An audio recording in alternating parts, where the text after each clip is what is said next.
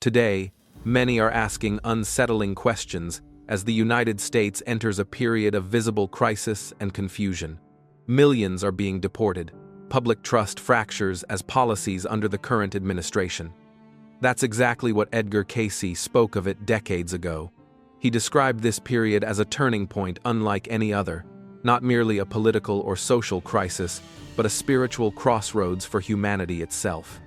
He saw 2026 as the moment when humanity would begin to remember a forgotten truth, that we are divine souls temporarily experiencing physical existence, not physical beings, occasionally touching the spiritual.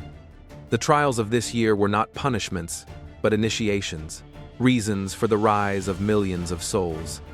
In a trance reading given in 1944, Cayce outlined how every crisis, every collapse of old systems, and every moment of fear would serve a higher purpose, preparing humanity for its greatest spiritual graduation. The deportations, the awakenings, the unexplainable synchronicities appearing in people's lives right now, none of it is random. According to Cayce, it is all part of a map drawn long ago, guiding humanity through upheaval toward remembrance, transformation, and a new phase of consciousness. According to Edgar Cayce, the year 2026 marks the culmination of spiritual forces that had been quietly building since the early 1900s. He described this period as a kind of cosmic pressure cooker, an intentional convergence of energies designed to accelerate human awakening rather than allow consciousness to evolve slowly over centuries. In Cayce's view, nothing about this moment was accidental. The intensity humanity is experiencing now was foreseen as necessary, even purposeful. The sleeping prophet repeatedly emphasized that souls incarnating in the late 20th and early 21st centuries did not arrive by chance. They volunteered for this precise moment in history. These souls came equipped with unusual spiritual resilience, heightened intuition, and an inner sensitivity that would allow them to navigate the extreme emotional, political, and energetic pressures converging in 2026. What feels overwhelming to many is, according to Cayce, exactly what these souls trained for before incarnating. The first major reason for the rise of millions of awakened souls lies in humanity's collective karma.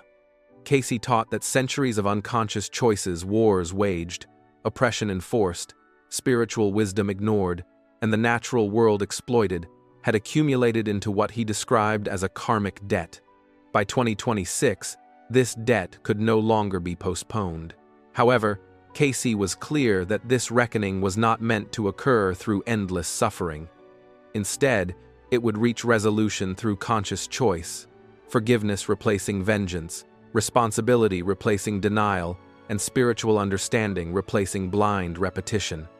Humanity was being offered a chance to balance ancient karma through awareness rather than pain. The second driving force behind this mass awakening, Cayce explained, would come from Earth itself. He foresaw significant shifts in the planet's vibrational frequency changes that would directly influence human consciousness. As Earth's energetic field evolved, it would become increasingly difficult for souls to remain anchored in lower vibrational states, such as hatred, greed, domination, and sustained fear. These states would not disappear overnight, but they would feel heavier, more exhausting, and ultimately unsustainable.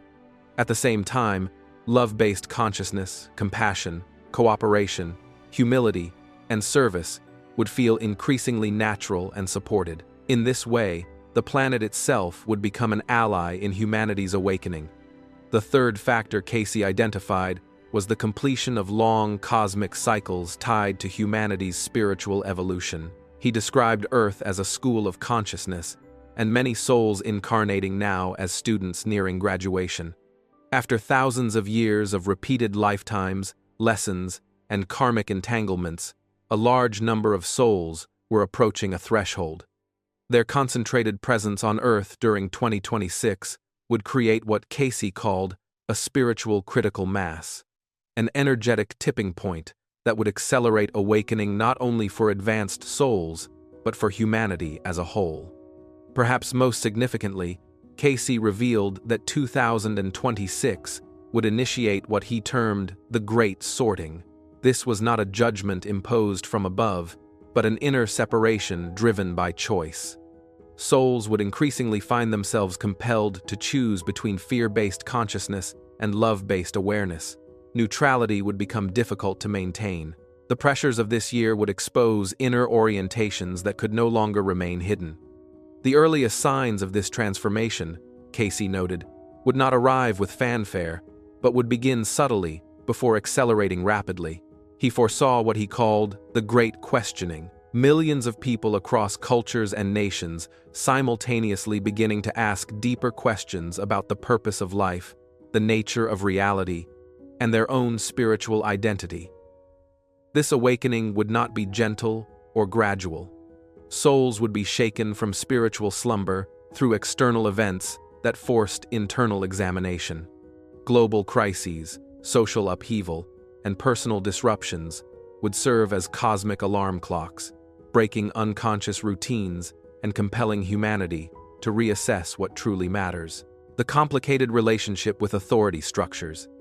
In a striking 1942 reading, Edgar Cayce described a profound shift in humanity's relationship with authority, one that he saw fully unfolding by 2026. He declared that souls would no longer bow unquestioningly to those who claimed power over spirit. Humanity, he said, would begin to recognize a long-forgotten truth, that every individual carries a divine spark, answers directly to source, and cannot be spiritually governed by any earthly institution. This transformation would not arrive through violent rebellion or chaos, but through what Cayce called a conscious withdrawal of consent. Millions of people would simply stop believing that external authorities held legitimate power over their inner lives. Governments, religious hierarchies, and institutional systems would be seen clearly for what they are, structures that exist only because individuals collectively agree to surrender their own divine authority. By 2026, this process has become impossible to ignore. Political systems are losing credibility, as citizens recognize leaders driven by power rather than service. Religious institutions are being questioned as souls realize that genuine spiritual connection cannot be mediated by hierarchy or dogma. Educational systems face scrutiny as people awaken to the understanding that wisdom is not transmitted through information alone, but cultivated through lived experience, inner knowing, and spiritual practice. Cayce emphasized that this breakdown of authority structures was not a failure of civilization, but a necessary initiation. Humanity cannot graduate into higher consciousness while remaining spiritually dependent on external validation. The collapse of outdated institutions, though deeply unsettling, is clearing space for new forms of organization, ones rooted in compassion, service, and shared spiritual responsibility rather than control and domination. The sleeping prophet warned that this transition would be especially difficult for souls who had long relied on authority figures to define truth, morality, or purpose. Without external guidance, many would feel unmoored, anxious, or even betrayed. Yet Cayce also offered reassurance. Those willing to reclaim their inner authority would discover wisdom, strength, and spiritual clarity they never knew they possessed. The Great Healing Crisis. Perhaps the most intense and misunderstood aspect of Edgar Cayce's prophecies centers on what he called the Great Healing Crisis, a profound period in 2026 when humanity's collective trauma, suppressed for generations, would surface all at once for resolution. The sleeping prophet understood that true healing cannot occur while wounds remain buried in unconsciousness. For centuries, humanity had accumulated layers of unresolved pain, from wars, oppression, abuse, spiritual alienation, and separation from divine truth. These wounds were never healed, they were merely pushed down into the collective psyche. By 2026, Cayce foresaw that this suppressed pain could no longer remain hidden. He described the process in hauntingly poetic terms. Ancient wounds would open like flowers blooming in spring, painful in their opening, yet beautiful in their healing. Souls would grieve for sorrows they could not consciously remember, yet carried within their very cells. The healing, he warned, would appear destructive before it became restorative. structures would dissolve, identities would collapse, and emotional pain would surface with overwhelming intensity. But from this necessary breakdown, new life would emerge. The healing crisis, Cayce said, would manifest through multiple channels simultaneously. Racial trauma would rise into collective awareness, demanding acknowledgement and forgiveness rather than continued resentment and division. Generational patterns of abuse, neglect, and emotional suppression would be recognized and consciously interrupted by souls refusing to repeat unconscious cycles. Cultural wounds born of religious persecution, genocide, and systemic oppression would surface not to inflame hatred, but to be finally understood and healed. Most profoundly, Cayce saw humanity confronting its deepest and most original wound, the disconnection from its own divine nature. This spiritual amnesia, he taught, was the root trauma from which all others emerged. In 2026, souls would begin remembering what had long been forgotten, that they are spiritual beings, temporarily experiencing physical existence, not material creatures occasionally touching something sacred. This remembrance alone would initiate massive emotional, psychological, and spiritual release. Cayce warned that the healing crisis would look like chaos to the unprepared. Relationships would end as people realized they were reenacting trauma rather than creating genuine love. Careers would collapse as souls recognized they were serving systems built on exploitation rather than service. Entire life structures founded on spiritual emptiness would dissolve to make room for authentic alignment with purpose and truth. The change of electromagnetic, another critical element of Edgar Cayce's vision for 2026, involves what he foresaw as a fundamental shift in Earth's electromagnetic environment. Long before modern instruments could measure such phenomena, the sleeping prophet spoke of planetary energy changes that would directly influence human consciousness, emotional stability, and spiritual awareness. Today, modern science is beginning to confirm what Cayce described decades ago. Earth's electromagnetic field is changing, and with it, the way the human mind and nervous system function. In a 1944 reading, Cayce described these changes with astonishing clarity. "The Earth's song will change its rhythm," he said, "and human hearts must learn to dance to higher frequencies or find themselves increasingly out of harmony with life itself." He saw the planet's energy field shifting toward frequencies that would naturally support love-based consciousness while making fear-based thinking feel increasingly uncomfortable, unstable, and unsustainable. By 2026, Cayce predicted that this electromagnetic shift would no longer be subtle. Human consciousness would be directly affected. Emotional patterns once tolerated chronic fear, resentment, hatred, and anxiety would begin to feel physically exhausting. The body and mind would resist remaining in these lower vibrational states. In contrast, forgiveness, compassion, gratitude, and service would feel increasingly natural, energizing, and aligned with life itself. This planetary shift, Cayce explained, would initiate what he called a natural spiritual selection process. It would not be imposed by divine judgment or external authority, but would emerge organically from vibrational compatibility. Souls aligned with love, growth, and service would find themselves strengthened and uplifted by Earth's new frequencies. Their intuition would sharpen, their emotional resilience would increase, and their spiritual awareness would deepen almost effortlessly. Those clinging to fear-based consciousness, however, would experience growing discomfort. Cayce warned that maintaining negativity for extended periods would become mentally draining and physically destabilizing. Hatred and resentment would require enormous effort to sustain. Fear would manifest more quickly as illness, anxiety, or emotional collapse. These souls would face a clear choice: raise their vibration through conscious inner work, or withdraw from earthly incarnation altogether when alignment became too difficult to maintain. The attack of technology. Long before the first computer was ever built, Edgar Cayce warned that technology would become one of humanity's greatest tests. By 2026, he foresaw that technological advancement would reach a point where it could either accelerate spiritual evolution or plunge humanity into a deeper form of spiritual enslavement. What sounded like fantasy to audiences in the 1940 seconds, artificial intelligence, global communication networks, and devices capable of altering consciousness has now become daily reality. The sleeping prophet never described technology as evil in itself. Instead, he emphasized that technology is spiritually neutral. Its impact depends entirely on the level of consciousness of those who create and use it. In one prophetic reading, he stated with striking clarity, "The same force that can heal can kill. The same knowledge that can liberate can enslave.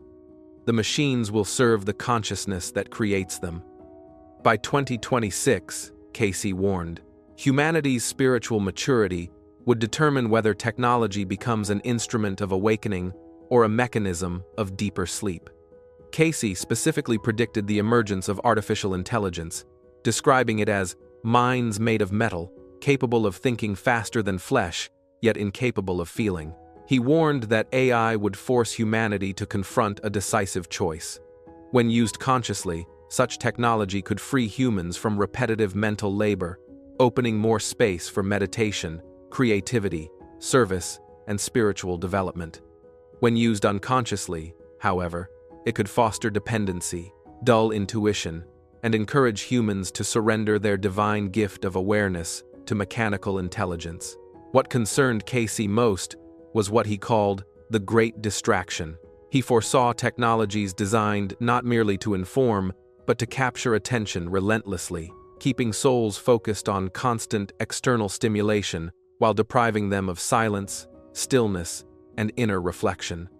Endless streams of entertainment and information would flood human consciousness, leaving little room for genuine spiritual growth. By 2026, this distraction would become one of the greatest spiritual battlegrounds of the age. Yet Cayce also saw extraordinary potential within the same technological wave. He predicted healing devices capable of working directly with human energy fields to restore balance and health. He foresaw communication technologies that would unite spiritually aligned individuals across continents, forming global communities of shared purpose. Educational systems, he said, would evolve beyond standardized models, adapting to individual learning styles and helping souls uncover their unique gifts and spiritual missions. Most remarkably, Cayce envisioned technologies that would enhance rather than replace human psychic abilities. He spoke of devices that could amplify telepathic communication, machines capable of detecting and displaying human auras, and systems that would assist individuals in accessing deep soul memory, including records of past experiences beyond a single lifetime. These tools, however, would only serve awakening if humanity approached them with spiritual discernment. The determining factor, Cayce emphasized, would be consciousness. Souls grounded in spiritual practice and inner authority would use technology as a servant, an aid to healing, connection, and growth. Those who surrendered their inner guidance to external systems would find themselves increasingly controlled by the very innovations meant to liberate them.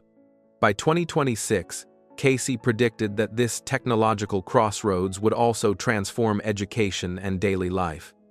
Intuition would be honored alongside intellect. Children would be taught to trust their inner knowing while refining their reasoning abilities. Adults would rediscover intuitive and psychic gifts they once possessed, but were conditioned to suppress. The artificial separation between spiritual wisdom and practical life would dissolve. Business decisions would be made through conscious reflection on their impact on others, not solely profit. Relationships would be guided by spiritual compatibility rather than surface attraction. Life choices would arise from alignment with soul purpose instead of fear-driven social expectations or material insecurity. The Year of Reckoning. In one of his final readings, Cayce painted a powerful image that feels uncomfortably familiar today. He spoke of a great storm forming over the Atlantic, stretching along the eastern coast of the United States. On the surface, it sounded like a warning about the weather, but Cayce made it clear this was something deeper. The storm, he said, would exist both in the skies and within the hearts of people. It would be a convergence of outer chaos and inner conflict, feeding off one another. At the center of this vision stood a leader closely associated with towers and gold, a man who would initially believe he could withstand the storm, only to realize too late that it was never something he could control. According to Cayce, this storm was meant to strip away illusions. Titles, wealth, influence, and carefully constructed images would no longer offer protection. What remained would reveal who truly served the light and who had learned to thrive in shadow. Many modern interpreters see this as a symbolic description of 2026, not just as a year of political turbulence, but as a moment when spiritual, environmental, and institutional pressures collide. Whether you see this storm as already unfolding or still gathering strength, Cayce's message suggests we are far closer to its center than most people realize. Despite the gravity of his warnings, Cayce never left his listeners in despair. He consistently emphasized that upheaval carries purpose. In his view, the same forces that bring systems to their knees can also awaken millions of people at once.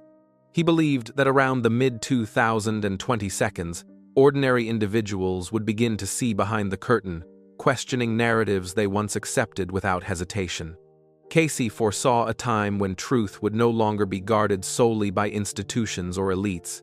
Instead, it would flow through technology, shared knowledge, and the voices of those long ignored. This awakening, he warned, would not unite everyone. It would split humanity along an invisible line, those who cling to fear and certainty, and those willing to grow through discomfort and higher understanding. The crisis of 2026, in his words, would not be about politics alone. It would be a test of consciousness itself. This is perhaps where Cayce's message feels most relevant today, reminding us that every collapse also carries the seed of rebirth, and every ending reveals something that was hidden. In his later years, Cayce spoke less about specific leaders and more about a collective force he called the Christ consciousness. He was careful to explain that this was not the return of a single figure, but an awakening within humanity itself. During times of despair, he said, this energy would rise quietly in the hearts of people choosing compassion over conflict, truth over convenience. When asked when this awakening would begin, Cayce answered with striking simplicity, when there is turmoil in the land of the free and confusion in the hearts of its people. That description feels almost impossible to ignore today. He believed this shift would test every leader, especially those aligned with the builder archetype, forcing them to confront whether they served ego or something greater. Old systems, he said, would crumble not to punish humanity, but to make room for a deeper understanding that could not emerge any other way. When all of Cayce's prophecies are viewed together, 2026 stands out as a true crossroads. It is not portrayed as a guaranteed downfall, but as a decisive moment when patterns either repeat or finally break. For Donald Trump, this year represents what Cayce might call the final chapter of a karmic cycle. A man tied to towers and wealth, granted power more than once, facing trials that mirror not only his inner conflicts, but the unresolved contradictions of the nation itself. Cayce believed the world would watch as America struggled with itself, yet he also saw a smaller group emerging, a remnant of awakened individuals holding the energy of renewal. In his vision, this shift would not remain confined to one country. It would ripple outward, influencing the rest of the world. Whether Trump ultimately appears as a redeemer in the eyes of his supporters or a catalyst for collapse to his critics, Cayce's framework places 2026 as the year when nothing hidden can remain concealed. Cayce's vision didn't stop at individuals. He spoke often about national karma, insisting that countries, like people, eventually reap what they sow. One of his most quoted lines captures this clearly: "As a man sows, so shall a nation reap." In his view, America was entering a period of reckoning, shaped by years of corruption, unchecked greed, and moral compromise. He warned that these forces, if left unaddressed, would lead to the same kind of internal decay that brought down ancient empires long before modern times. Yet Cayce was not fatalistic. He did not believe America's fate was sealed. Again and again, he emphasized choice. If the nation could rediscover its spiritual foundations, not in a religious sense alone, but through compassion, responsibility, and truth, its course could still change. In that light, 2026 was not portrayed as a year of punishment, but as a year of testing, a mirror held up to the nation, showing it exactly what it had become. If Americans turned inward and chose understanding over division, renewal was possible. If not, Cayce warned that those who built towers of power on unstable foundations would face their downfall. When you place this warning alongside today's social unrest, deep moral polarization, and the widening gap between truth and power, it's hard not to feel that Cayce's words are echoing louder than ever, not as a prediction carved in stone, but as a challenge still waiting to be answered. When you put Cayce's warnings together, the picture becomes uncomfortably sharp. He didn't merely sketch theoretical risks. He described a moment when America could very nearly break inward, a time when the strain of economic collapse, environmental disaster, and political polarization would push ordinary institutions to make extraordinary choices. In reading 3976-18, he lays out a scenario in which armed factions come face to face in our own cities, and where the military, reluctantly pulled into the chaos, is forced to decide which side to support. He is careful to call this a possibility, not an inevitability. But the force of his language makes clear how close the nation could come to a hard crisis if certain choices are made and certain pressures converge. The trigger, Cayce says, is not a slow erosion, but a contested action, a bold, divisive measure, taken by the leader that half the country views as necessary and the other half sees as tyrannical. It is that rupture which, in his timeline, happens in 2026 and sparks a rapid escalation. Protests that swell into violent clashes, emergency measures that strain civil liberties, and deployments of troops into major urban centers, not to repel an external foe, but to restore order amid internal breakdown.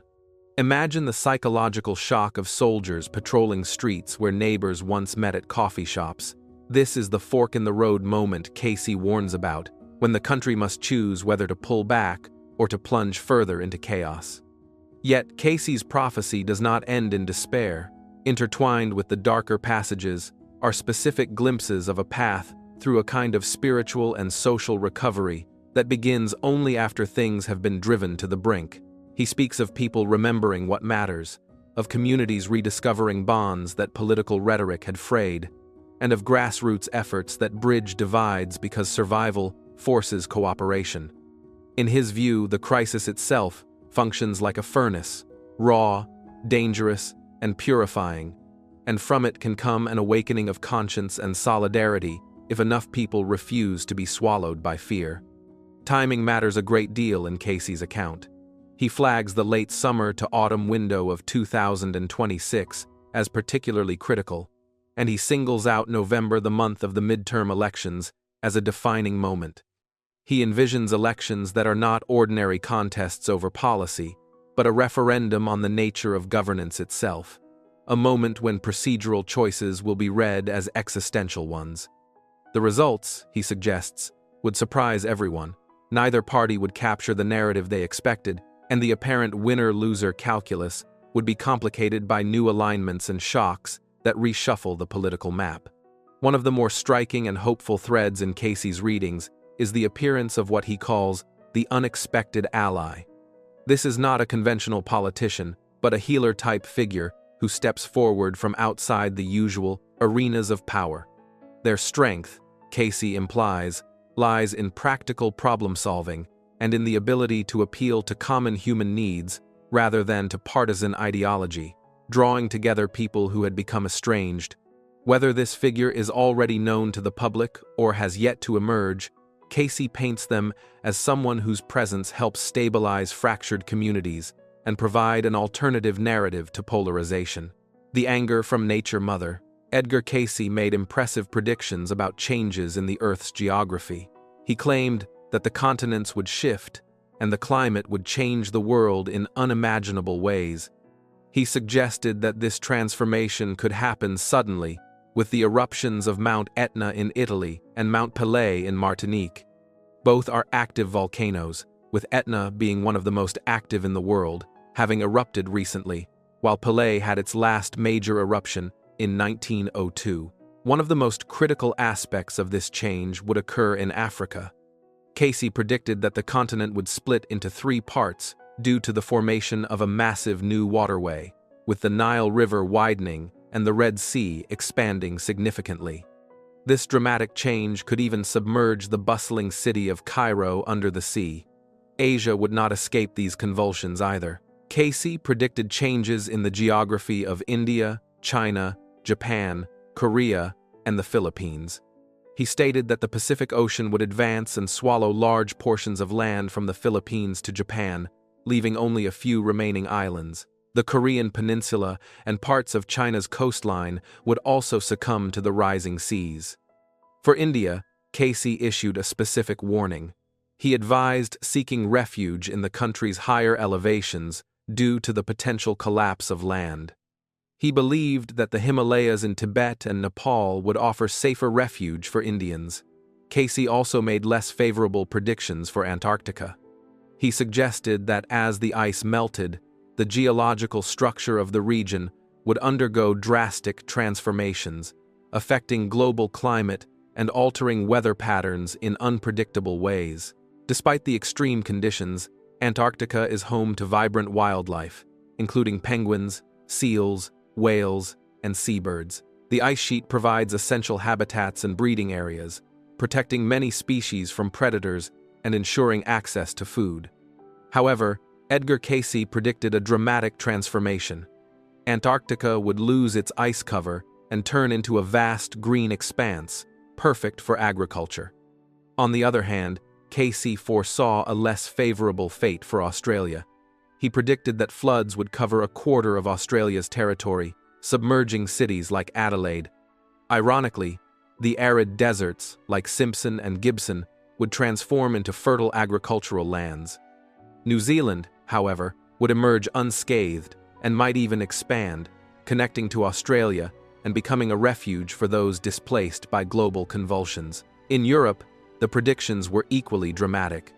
Cayce predicted that much of northern Europe, including Norway, Sweden, Finland, and Denmark, would submerge, leaving only a fragmented archipelago of islands. The United Kingdom would also suffer, with vast areas from Scotland to the English Channel succumbing to rising sea levels. Although some highland areas, such as London and Birmingham, might remain intact, many regions would not escape the devastating changes. Ireland would be almost entirely swallowed by the ocean, leaving only the highest peaks above the waterline. For ocean enthusiasts, Cayce almost predicted an expansion of the terrestrial waters. A new sea would emerge from the merging of the Black and Baltic Seas, cutting Russia off from continental Europe and extending into Siberia. This would position Russia as Europe's granary, a fertile agricultural power. Predictions that came true.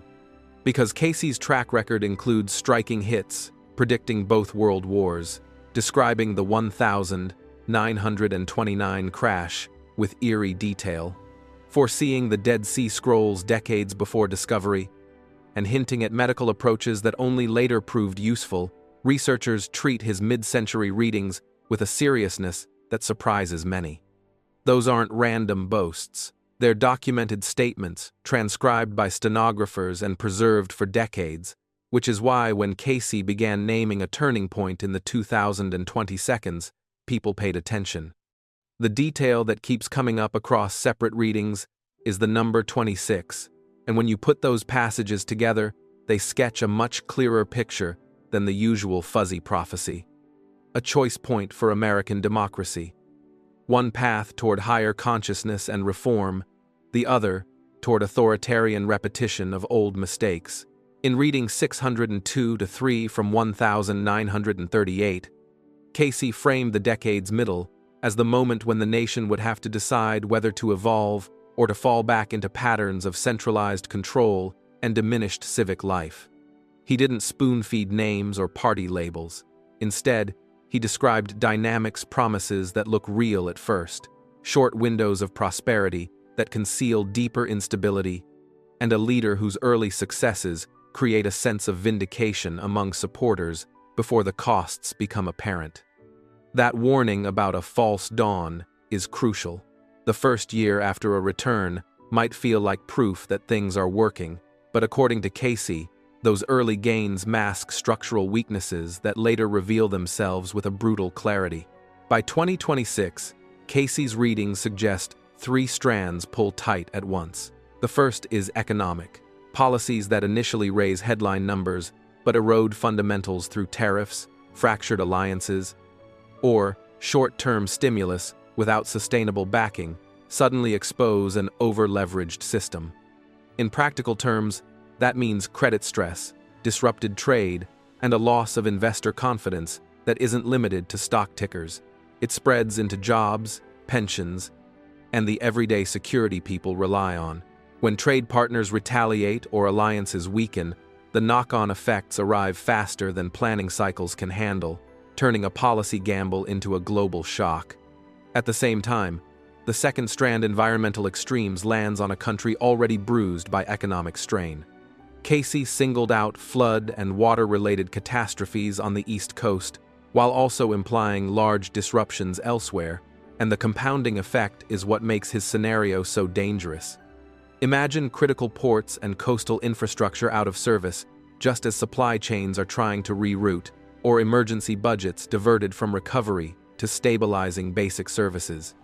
The combination of financial stress and failing infrastructure multiplies human suffering and stretches the capacity of local and federal response teams, creating scenes that look less like isolated disasters and more like systemic failure. The third and most volatile element is constitutional pressure. Cayce's phrase, "the judgment of the builders," captures the idea that public, legal, and moral reckonings converge not simply as courtroom dramas, but as catalysts for mass political reaction. When leaders face unprecedented legal crises, while institutions struggle to enforce norms, the temptation to bypass limits in the name of stability grows. Cayce warned of civil strife for exactly this reason. When people lose faith that public institutions are fair or effective, factionalism hardens, and ordinary disagreements can escalate into confrontations with armed actors, emergency measures, and a real risk that the military or security forces will be asked to choose sides. Put bluntly, Cayce's synthesis is not a scripted conspiracy, but a chain reaction. Policy missteps shake the economy, environmental shocks break logistics and safety nets, and political polarization turns legal battles into existential disputes about the nature of government. The striking claim is that the leader who catalyzes this sequence is simultaneously the symbol of both the problem and the opportunity, a builder whose rise exposes the rot and forces a public reckoning over values, priorities, and the rules that hold society together. That doesn't mean Cayce saw no hope. His readings consistently frame the crisis as a crucible, painful, destabilizing, and dangerous, but also a rare chance for deep transformation. If the nation responds by reaffirming democratic norms, rebuilding resilient systems, and investing in long-term environmental and economic health, then the very shocks that could have destroyed trust might instead clear space for reconstruction on more solid foundations. Conversely, if the reaction is fear-driven surrender to authoritarian shortcuts, the damage could be long-lasting. Nearly a century ago, at a time when the world had no internet, no global news, and no language for things like climate change or modern geopolitical tensions, there was a quiet man living in Virginia Beach who did something extraordinary. He would sit back in a chair, close his eyes, drift into a deep sleep, and speak of events that made no sense to the people of his time. Yet somehow, the world we are living in right now looks startlingly similar to what he described. His name was Edgar Cayce, a man many called the sleeping prophet. And today, as we look back at what he saw, it's hard not to feel a mix of curiosity and unease, because so many of his warnings have unfolded right in front of us, almost quietly, as if the world never realized it was walking straight into the future he once described. Predictions came from sleep. Every prediction Edgar Cayce made came from a place most of us never reach. He didn't sit down with charts or theories. He closed his eyes, slipped into a sleep-like state, and described things that had not yet happened. To many people, it felt as if he had stepped outside of time, taken a quick look at the future, and then returned with a message that the world wasn't ready to hear. Cayce often said he was accessing something larger than human memory, something ancient cultures called the Akashic Records, a kind of universal library where every moment of history, including the ones we haven't lived yet, is already written. For years, people argued about the timelines he mentioned. Some insisted he was pointing to 1998, others said 2012. But when we look at the geological data today, at the magnetic shifts happening around the poles, and at the pressure points forming within our societies, a different picture emerges. Everything seems to align not with the past dates people argued about, but with where we are right now. According to Cayce's readings, the year 2026 is more than just a date. It is a threshold, a moment when the Earth stops giving gentle warnings and starts making itself impossible to ignore. So today, we're opening what many people call the forbidden file of Edgar Cayce's Earth change prophecies. We're going to walk through the maps he drew while in a trance, maps that reshape the coastlines of the United States and Europe. We're going to look at what he said about the West Coast, the East Coast, and even the political capitals that today are under rising pressure. But more importantly, we're trying to understand the question that so many people quietly ask themselves late at night. If these changes are real, then where is safe? Before we talk about safety, though, we have to understand the storm. Why should anyone take the vision of a man who died in 1945 seriously? The only honest answer is, because history proves that he was right far too many times for it to be a coincidence. Take 1929, for example. America was celebrating. Money was flowing. Banks and politicians promised that the good times would never end. But months before the crash, Edgar Cayce, in one of his readings, spoke of chaos coming to Wall Street, blood on the streets, as he described it. Nobody listened. And then, the Great Depression unfolded exactly as he warned. The same thing happened in 1935. While the rest of the world was still clinging to the hope that peace could last, Cayce described the formation of what would later become the Axis powers. He spoke of the rise of Hitler and the inevitability of a global conflict, even pinpointing the window of time in which it would begin and end. He predicted the deaths of 2 sitting U.S. presidents. He described where the Dead Sea Scrolls would be found, long before anyone knew they existed. He talked about the splitting of the atom and the future use of lasers, at a time when those ideas sounded like pure fantasy. Cayce wasn't guessing. In his mind, he was accessing information not from imagination, but from a field of knowledge that sits outside of linear time. He believed that the past, present, and future all exist together, and that in his sleep, he could simply read whatever part of the timeline he was shown. And when he looked at our era, he didn't see small shifts or minor adjustments. He saw transformation, something he called the earth changes. These weren't symbolic. He said they would be physical, literal, and impossible to avoid. Principles for his prediction. Before we dive into the specific earth change predictions, we need to understand the principles behind them, the foundation that explains why these events unfold the way Cayce described. And this part is important, because without these principles, his warnings can feel frightening or random. But once we understand the logic behind them, everything becomes much clearer. The first principle Cayce emphasized is that the Earth is a living being. He never saw the planet as a giant rock floating in space. To him, Earth had consciousness. It breathed, it responded, and it reacted to the energy created by human behavior. Cayce explained that our thoughts, emotions, and collective actions form a kind of energetic environment. When humanity leans into greed, violence, hatred, or the exploitation of nature, he said those patterns create real energetic toxins. And just like any living body pushed into imbalance, the Earth has to release that pressure in order to survive. What we call earthquakes, volcanic eruptions, or sudden weather shifts, Cayce saw as the planet cleansing itself, not striking back, but healing.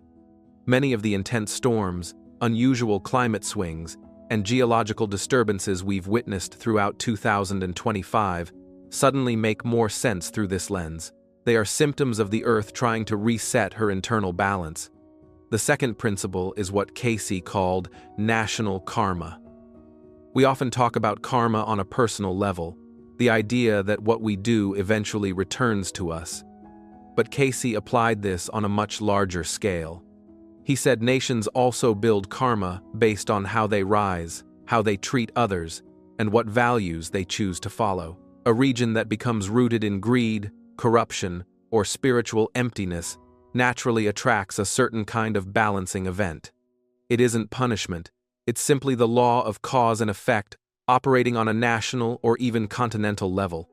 And once we understand this, we also understand why Cayce's visions focused so heavily on areas that today hold enormous political, financial, or technological power. According to him, wherever the imbalance is greatest, the shift will be strongest. The third principle is the one most people overlook: the return of Atlantis. Cayce believed that a large number of souls currently living on Earth, especially in America and Europe, are reincarnated Atlanteans. In his readings, he described Atlantis as a civilization that was far more technologically advanced than historians would ever admit, powered by something he called the Firestone, an enormous crystal energy source. Those souls, according to Cayce, misused their technology, violated the laws of nature, and ultimately triggered the destruction of their own continent. He said that many of those same souls have returned now, in our modern era, to face the same challenge again. The specific geographical warnings for the Western world. Let's start with the west coast of the United States. For decades, scientists have warned about the big one. But Cayce's visions went far beyond a single earthquake. He didn't see a crack. He saw a breakup. In one of his best-known readings, he stated plainly that cities like Los Angeles and San Francisco would be among the first to fall, even before New York. He spoke of the land itself breaking apart, almost as if the coast were returning to the sea, and in his explanation, he tied this to something deeper than geology. Cayce said the West Coast carries the ancient energy of Lemuria, the lost Pacific continent. Modern life, especially in places like California, has drifted far away from that spiritual foundation, becoming a center of materialism, entertainment, and surface-level values. According to Cayce, when the energy of the land and the energy of the people grow too far apart, the ground reflects that imbalance. He also told us to watch the volcanoes. If Mount Vesuvius or Mount Pelée showed unusual activity, he said, then within 3 months, the southern coast of California and the region stretching from Salt Lake to southern Nevada could expect major quakes and even flooding from sudden land changes. And when we look at what's been happening along the Ring of Fire throughout 2025, the eruptions, the pressure shifts, the unrest, it's hard not to feel like the indicators he warned about have started flashing. In his view, the land isn't punishing anyone, it's cleansing itself. Moving to the East Coast, the picture shifts from slow breakup to sudden transformation. Cayce warned again and again to watch New York, Connecticut, and the like. He spoke about land disappearing. He said Japan would lose a significant portion of its landmass, and that Northern Europe would change in the twinkling of an eye. That phrase is powerful because it suggests speed, the kind of sudden displacement climate models don't usually talk about. Cayce described something much bigger, a shift in the Earth's crust, a wobble of the poles, and the movement of oceans that could instantly redraw coastlines. And when we remember how much global financial and political power is centered in places like New York, his warnings take on an entirely new dimension. For him, this wasn't random. It was karmic. He explained that the Atlantic coastline would move, that new land would rise, and that the North, especially parts of Scandinavia and the UK, would be dramatically reshaped. He even said land would appear off the east coast of America, something he tied to the melting of the polar regions and the redistribution of weight across the planet. When the balance shifts, he said, the crust follows, and we are already watching the polar regions melt at a speed that would have shocked scientists even 10 years ago. But Cayce didn't just talk about destruction, he also talked about safety, and this part surprises many people. When he looked for the places where humanity could rebuild, he pointed not to the coasts, but to the interior of the United States and Canada. He highlighted states like Virginia, Ohio, Indiana, Illinois, and the southern parts of Canada. These areas sit on the North American craton, the oldest and most stable part of the continent. While the edges move, the center remains steady. In his visions, these regions became safe harbors, centers of agriculture, and the foundation for rebuilding society after the Earth finished reorganizing itself. And then there was Russia. In one of his most discussed readings, Cayce said something that still confuses political analysts. In Russia, there comes the hope of the world, not the communistic, not the Bolshevik, but the principle of freedom, the freedom that allows each person to live for his fellow man. He wasn't speaking about political systems. He was talking about the future spiritual direction of a landmass. Cayce believed that while the West would stumble under the weight of materialism and debt, Russia, purified through its own long struggles, would emerge with a new philosophy rooted in cooperation and brotherhood. He envisioned a future where a renewed America and a transformed Russia would work together as anchors of peace during humanity's next chapter. So when we lay out Cayce's map, the pattern becomes clear. The coasts glow red, the interior turns green, and the world's centers of influence begin to shift. And hearing this naturally stirs something in us. That instinct to retreat, to stock up, to run for higher ground, it's a very human reaction. But Cayce never wanted people to respond with panic. He wanted them to rise in consciousness. Whenever people asked him how to survive these coming changes, he didn't give them a list of supplies. He gave them a law. Spirit is the life, mind is the builder, and the physical is the result. In other words, the physical world reflects the collective mind of humanity. The map he described isn't a sentence, it's a probability, and your personal experience within that probability depends on your state of being. If you're locked in fear, panic, or a survival-only mindset, you end up attracting exactly the kind of chaos you want to avoid. Even in the safest location, life still finds a way to mirror your inner state. But when you shift your frequency, when you move into service, compassion, clarity, and alignment, something changes. You become guided, you feel nudges, intuition, synchronicities that quietly move you out of danger and toward the places you're meant to be. Cayce said, this guidance is real, that those who stay in the light will be moved, protected, or warned in ways that make sense only in hindsight. You might cancel a trip without knowing why. You might accept a job across the country for reasons you can't fully explain. You might wake up one morning with a sudden urge to visit family, only to realize later that you were being shifted out of harm's way. That isn't coincidence. That is alignment with the higher laws. And if you are listening to this now, in December 2025, while the world feels like it's shaking loose from its foundations, there is a reason for that too. You're not here by accident. Cayce believed that many of us living today are souls who returned for this exact moment, souls from Atlantis who came back to finally break the cycle, to hold the light while the old systems fall apart. We aren't here to fear the storm. We're here to stand at the center of it with clarity and purpose. So don't look at these prophecies with dread. Look at them with understanding. The earth is shedding the old to prepare for the new, and we are meant to participate, not hide. This is a moment to choose. Do we choose fear? Or do we choose the timeline of the new earth, the one built on higher consciousness? If you are ready to step into that timeline, if you feel called to be part of the solution rather than the panic, then declare it. Write the words, I am ready for the new earth. Let it be your signal to the universe that you're awake, aware, and willing to be guided, because what comes next goes far beyond coastlines and earthquakes. Cayce spoke about a hidden chamber beneath the Sphinx, the Hall of Records, a place that holds the history of Atlantis and the blueprint for humanity's next stage of evolution, and the signs suggest we may be closer than ever to uncovering it.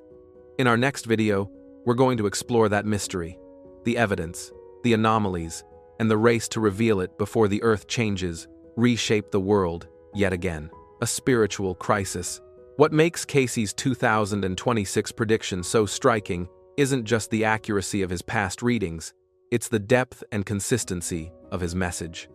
Statistical analyses of his thousands of recorded sessions show that too many of his forecasts proved correct for them to be dismissed as mere coincidence. So, when he made specific remarks about America in the 2020 seconds, researchers began paying closer attention.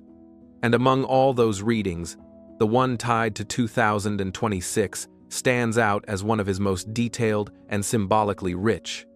In a 1938 session recorded as reading 602-3, Cayce was asked about the future of democracy.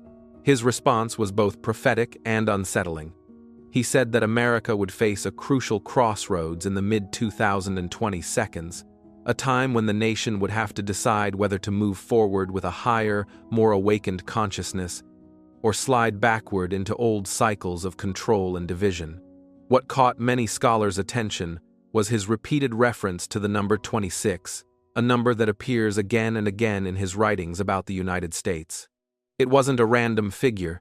Cayce used numbers as symbolic anchors, and 26 seemed to represent a moment of testing, a turning point in which the soul of a nation would be revealed.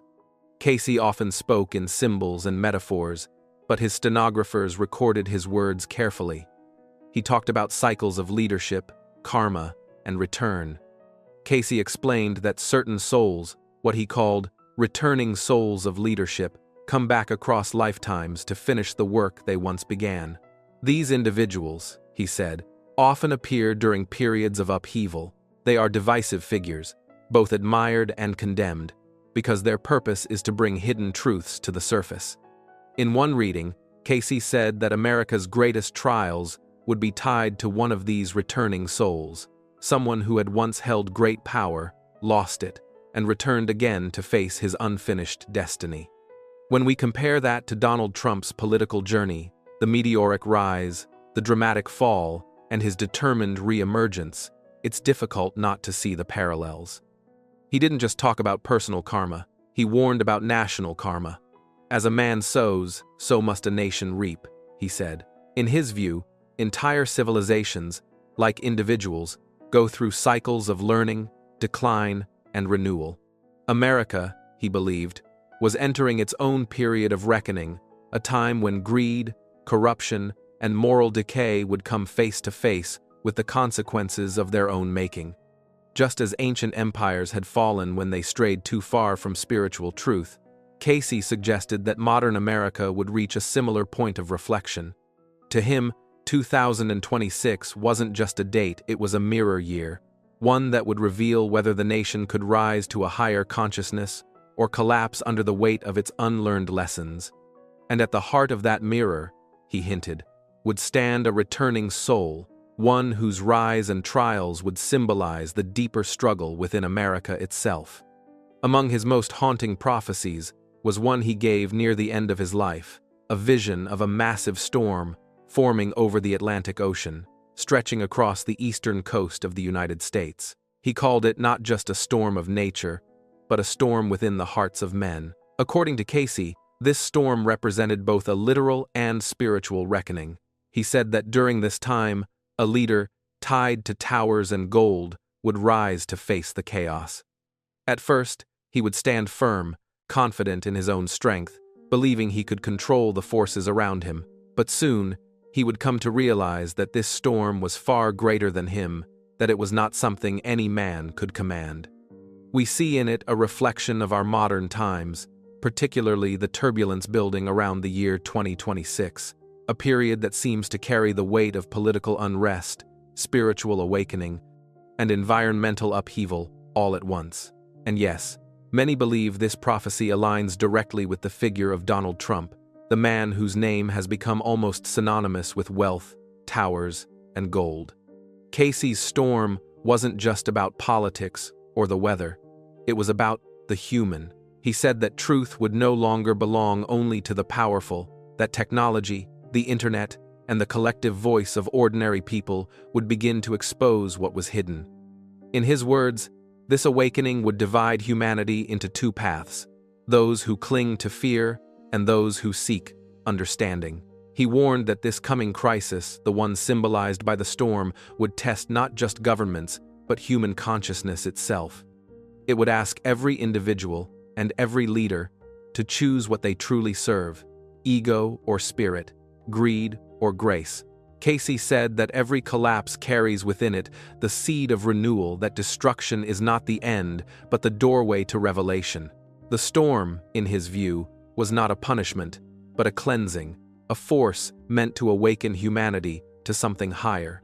In his later readings, Cayce spoke not of one man who would save the world, but of a collective awakening, what he called the Christ consciousness. He described it as a divine force that would rise within ordinary people during moments of despair. Not a single savior descending from the heavens, but millions of souls choosing love over division, compassion over control. When asked when this would begin, Cayce answered, "When there is turmoil in the land of the free and confusion in the hearts of its people." Look around today at the unrest, the anger, the deep divisions tearing at the soul of America, and it's hard not to wonder if this is exactly what Cayce was talking about. He said this awakening would test every leader, especially those with the builder archetype, those who create empires, shape nations, and stand as symbols of worldly power.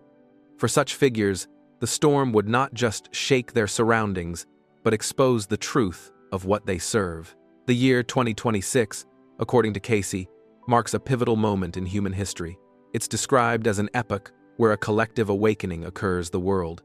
He believed that by 2026, humanity would experience a significant spiritual awakening, leading to a deeper connection with our inner selves and a greater awareness of our interconnectedness with all living beings. This prediction resonates with the increasing interest in mindfulness, meditation, and holistic well-being practices in our modern society. As scientific and technological advancements have dominated our collective focus, many have found themselves feeling increasingly disconnected from a sense of meaning and purpose in their lives. That is what Edgar Cayce saw long ago, and he believed that 2024 is the perfect time for everyone to awaken. We all need to seek out ways to reconnect with their inner selves and find greater fulfillment in life. Edgar Cayce also spoke about the awakening that people must experience after leaving this world. He told, "After death, we may enter a region that is void of love, life, and light, void of everything. For some, this region is approximately their wish come true. Here they are truly alone with themselves. For some souls, this is a pain that is unbearable. In the absence of truth, love, gentleness, and kindness, some souls fill the void with an irrational and unbelievable amount of pain and fear. It is so dark in the realm of outer darkness that the darkness hurts and panic grips them without knowing why. There are various degrees of darkness to this realm, and it is darker and denser at the center than at its outer fringes. The closer we are to the outer edges, the more interaction there is with others in the realm. The closer to the center, the darker and more painful is the solitude. Those who find themselves in outer darkness cannot travel across this dimension. They must grow through the levels of this realm. After death, one may find themselves in a particular degree of darkness that most closely corresponds to the degree of the absence of love in one's life. Outer darkness is not a punishment. It is a region which operates lawfully for the benefit of those who are there. This region is not a realm which was created for any soul to experience, but one which came about as a consequence of the negative activity of souls in creation. So great has been the desire for self, so monumental across time and space has been the selfishness of some of God's creatures, that this realm is the creation or manifestation of their own collective activities. outer darkness, and the reality with which it is associated were created and are held in place by collective self-interest. Being spiritually awakened means that an individual has had a profound shift in their understanding of themselves and the world around them. This awakening often comes after a period of feeling disconnected, lost, or unfulfilled in life. Interestingly, some individuals report experiencing physical symptoms such as a fever during their spiritual awakening, signifying a kind of intense inner burning away of old beliefs and patterns. Spiritual awakening can happen suddenly or gradually, and it often involves a change in perception, a deepening of self-awareness, and a newfound sense of connection to a higher power, even amidst internal conflict.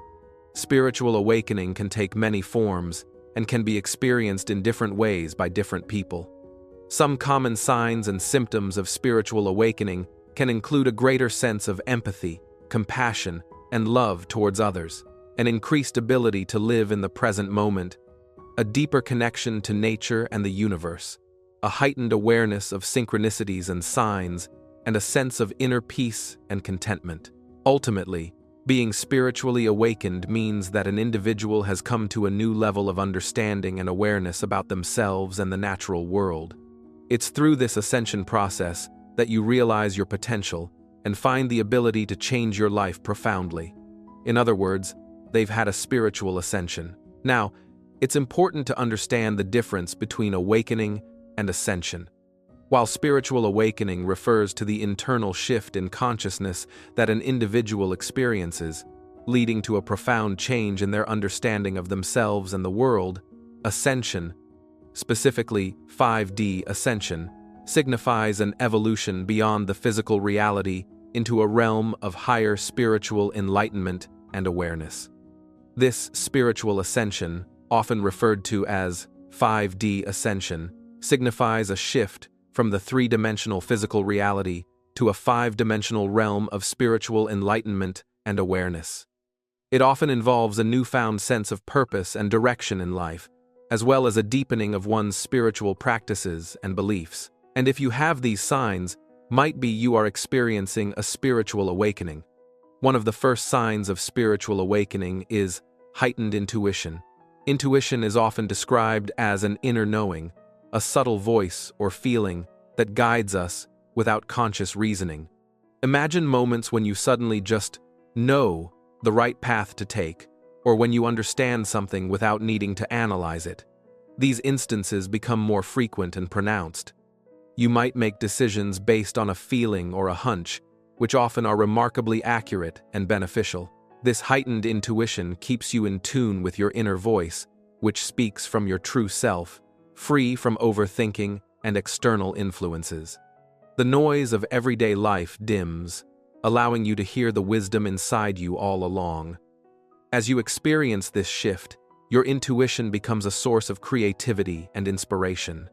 You may discover new solutions to problems or feel inspired to take paths you hadn't considered before.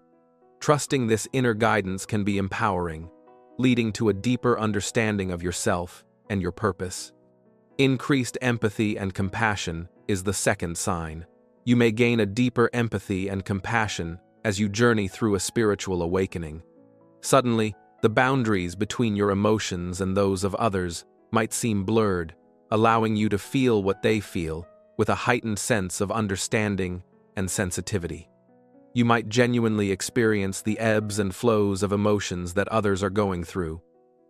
This increased empathy can extend to all living beings, people, animals, and the environment. You become more at one with the subtle expressions of nature and the silent voices of animals, sensing their unspoken stories and needs. Alongside empathy, your compassion also grows. This might manifest in small acts of kindness, like offering a listening ear to a friend or helping a stranger in need. Or it could inspire more significant changes in your life, such as volunteering for causes you care about, or making lifestyle choices that are more considerate of the planet and its population. This increase in empathy and compassion is a sign of your heart opening and your consciousness expanding. You start to see the interconnectedness of all life, recognizing that the well-being of others directly impacts your own. As enriching as this heightened empathy and compassion can be, looking after yourself is important. Being deeply attuned to the emotions of others can feel overwhelming at times. Setting healthy emotional boundaries helps you maintain your emotional well-being. The next sign that you need to focus on is desire for meaningful connections. A key aspect of experiencing a spiritual awakening is the desire for deeper, more meaningful connections in your life. This shift often begins as a growing dissatisfaction with superficial interactions and a hunger for relationships that offer genuine depth and authenticity. You may find yourself longing for conversations beyond the mundane, seeking to connect on a level that nourishes your soul and aligns with your newfound understanding of the world. As you embark on this journey, the nature of your relationships may begin to change. You might gravitate towards people who share your values and perspectives or challenge you to grow and think in new ways. You might seek out those who understand and respect your journey in your friendships, offering support and wisdom. In romantic relationships, you may desire a partner who supports and participates in your spiritual growth. Even in professional settings, you might find yourself drawn to work that feels more aligned with your values and allows for authentic expression. This shift can also mean letting go of relationships that no longer serve your growth. Recognizing that some connections might hinder your journey is an essential part of this process. It's about finding balance and ensuring that your social circle reflects and supports your spiritual path. Changing priorities is also a special sign. During a spiritual awakening, one of the most noticeable changes is your priorities and values. You might find yourself reassessing what truly matters to you, leading to a significant shift in how you view and interact with the world. You'll begin to value personal growth, meaningful relationships, and enriching experiences over material possessions. This realization can be liberating, freeing you from pursuing material gains and allowing you to focus on what genuinely enriches your life. As personal growth climbs higher on your list of priorities, you might invest more time and energy in activities that nurture your mind, body, and spirit. This could include meditation, yoga, reading, or creative hobbies. The joy in these activities often comes from the inner peace and self-discovery they bring. Relationships also take on a new significance. You value deeper connections with others that are based on mutual respect, understanding, and support. These relationships provide a sense of belonging and offer a space for mutual growth and sharing life experiences. Experiences themselves become more valuable than possessions. Travel, learning new skills, or spending quality time with loved ones might become more important. These experiences enrich your life in ways that material items cannot, providing lasting memories and a sense of fulfillment deeply rooted in living a meaningful life. Let's continue with feeling a sense of unity. A symptom often experienced during a spiritual awakening is a deep-seated feeling of unity or oneness. It connects to a larger, universal energy, being in harmony with all forms of life. You might experience moments where you feel deeply in tune with nature, sensing a sacred kinship with the trees, the sky, the ocean, and every living creature. In your interactions with people, you may recognize that everyone, regardless of their background or life story, shares the same fundamental desires for love, security, and happiness. This realization can foster empathy and compassion as you begin to see reflections of yourself in others. Judgments and barriers fade, replaced by an understanding of the universal human experience.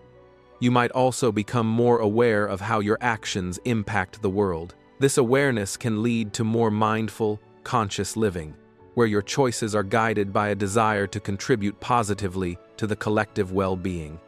Last but not least, it's experiencing moments of bliss. A spiritual awakening often brings with it unexpected moments of bliss and joy. These experiences can feel like bursts of pure happiness from deep within and often occur without any apparent external cause. These moments of bliss can catch you by surprise. You might be engaged in a mundane task or sitting quietly when suddenly overwhelmed by immense peace and happiness. This isn't the kind of joy that comes from external rewards or achievements. It feels more intrinsic, as if you're tapping into a deep well of contentment within you. This bliss is often accompanied by feeling connected to something greater than yourself. It's as if, in that moment, you're experiencing a deep truth about life and your place in the universe. These experiences can be deeply moving and transformative, offering a glimpse into being free from worry, stress, or negativity. These experiences can be incredibly rejuvenating. In the aftermath of such bliss, you might feel more energized, optimistic, and at peace with yourself and the world around you. It's a reminder of the potential for joy that resides within us all, waiting to be uncovered. Cayce's warnings reached beyond cracked asphalt and collapsing piers. He described a collapse of faith that would accompany any great geological rupture, a period when hope itself would feel as unstable as the ground beneath people's feet. In his view, the shaking of the earth and the shaking of human trust were two expressions of the same fracture. Physical destruction would expose spiritual fractures, and as towns and systems failed, many hearts would falter, leaving people confused, fearful, and profoundly isolated. Those who listened to Cayce heard more than imagery of broken roads. They heard a diagnosis of a society at risk of moral exhaustion. He pointed to small quakes, unusual subterranean movements, and accelerating environmental signs as early warning symptoms that, in his vision, would precede a far larger rupture. Once the first great break began in the South, he taught, the process would not stop. Stress would cascade along linked fault lines, and the resulting chaos would overwhelm ordinary mechanisms of comfort and control. Without warning systems that functioned or institutions capable of quick, humane responses, despair could spread as quickly as the water. What Cayce really wanted to say is when familiar places are lost, the social and spiritual scaffolding people rely on can dissolve with them. He imagined families uprooted in an instant, communities separated by new waterways, and entire neighborhoods rendered memory-scarred islands of loss. The sea he described did not arrive as a gentle tide, but as a rushing, violent force that erased the border between land and life, leaving survivors to grapple with grief, disorientation, and the difficult work of meaning-making. The consequences he sketched extended well beyond immediate suffering. Economic systems would falter, supply chains would break, and lines of communication that tie a functioning society together could be severed. Ports and highways, financial centers, and hubs of governance would face paralysis. And with that paralysis would come cascading shortages, insecure shelter, and the collapse of routine medical and social services. In such a scenario, fear would not be an abstract emotion, but a practical threat to survival, and spiritual resilience would become as vital as food, water, and shelter. Yet Cayce framed this bleak prospect with a purpose. The catastrophe was also a test, an opportunity for renewal. He insisted that the collapse of institutions could be the crucible that forces people to confront priorities, abandon selfish systems, and rebuild toward humility and community. In his vision, the spiritual reckoning called for more than prayer. It required solidarity, the revival of neighborly bonds, and a reorientation away from materialism and toward values that sustain collective life. This emphasis on moral recovery shaped the practical implications Cayce offered. Preparation, he argued, had to work on two levels simultaneously: tangible readiness through supplies, safe locations, and community planning, and inward readiness through faith, humility, and a willingness to serve others. The two strands, physical and spiritual, reinforce each other. Communities, with strong networks of mutual aid and shared moral purpose, are more likely to withstand shock, coordinate relief, and preserve hope when infrastructure falters.